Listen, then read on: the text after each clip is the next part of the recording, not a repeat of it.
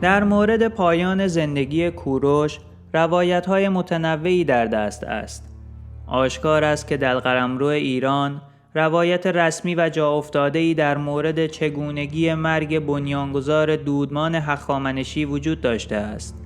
این روایت آخرین روزهای زندگی کوروش را در شرایطی تجسم می‌کرده که با قبیله‌های کوچگرد و مهاجم فراسوی مرزهای ایران زمین می‌جنگد و در نهایت توسط همین مردم کشته می‌شود. در این میان هرودوت طبق معمول رنگامیزترین و تخیلی ترین قصه را روایت کرده است که به رونوشتی آزاد از همین روایت‌ها شباهت دارد. به روایت او کوروش از تومیریس ملکه قبیله ایرانی تبار ماساگت‌ها خواستگاری کرد، اما ملکه که می‌دانست کوروش سودای تسلط بر قبیله‌اش را در سر دارد این پیشنهاد را رد کرد و در نبردی که میانشان در گرفت کوروش کشته شد و به دستور ملکه سرش را بریدند. داستان هرودوت گذشته از دلالت‌های ضد ایرانی روشنش به چند دلیل نادرست می‌نماید. نخست آنکه کوروش در حدود 70 سالگی از ملکه‌ای بیگانه خواستگاری کرده باشد عجیب می‌نماید. اگر هم هدف تسخیر قلمرو سیاسی و متحد کردن دو خاندان سلطنتی پارس‌ها و ماساگت‌ها باشد، باز انتظار می رود به جای کوروش یکی از پسرانش از ملکه خواستگاری کند. علاوه بر این غریب می نماید که این پیرمرد 70 ساله که جهان را فتح کرده و سالها بر کل آن فرمان رانده است، تازه پس از وقفه 9 ساله بار دیگر برای تسخیر سرزمین‌های جدید حرکت کند.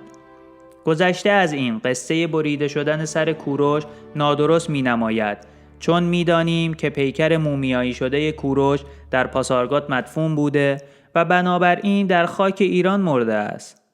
با یک نگاه به برنامه جهانگشایی هخامنشیان می‌توان دید که نبردهای این شاهان همواره در مرزهای کشورشان و با قبیله‌های کوچگردی بوده است که به دزدی و غارت شهرهای مرزی ایران زمین روی می‌آوردند. در واقع تسخیر سرزمین‌هایی که از مراتعی گسترده و قبایلی متحرک انباشته شده است، ارزش چندانی برای یک شاهنشاهی ثروتمند مبتنی بر کشاورزی و تجارت ندارد، مگر آنکه اهداف امنیتی از آن مورد نظر باشد.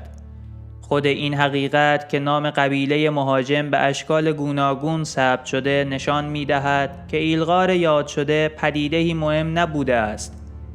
اگر به راستی در پایان دوران سلطنت کوروش جنگی میان پارس‌ها و ماساگت‌ها در گرفته باشد، جنگی تدافعی بوده است و اینکه کوروش خود این نبرد را رهبری کرده باشد بعید به نظر می‌رسد. در ضمن کوروش اگر تصمیم می‌گرفت قلمرو شاهیش را گسترش دهد، قاعدتاً میبایست به سمت مصر حرکت کند، زیرا مدت 10 سال برای فتح آنجا مقدمه چیده بود که به فتح بی دردسر مصر توسط کمبوجیه منتهی شد. از این رو روایت هرودوت در این مورد که حرکت کوروش با هدف کشورگشایی انجام گرفته نیز نادرست می نماید. با توجه به آنچه گفته شد، بیشتر به نظر می رسد داستان حضور کوروش در میدان نبرد نسخه رسمی روایت مرگ کوروش باشد که پارس‌ها آن را پذیرفته و پراکنده کرده بودند.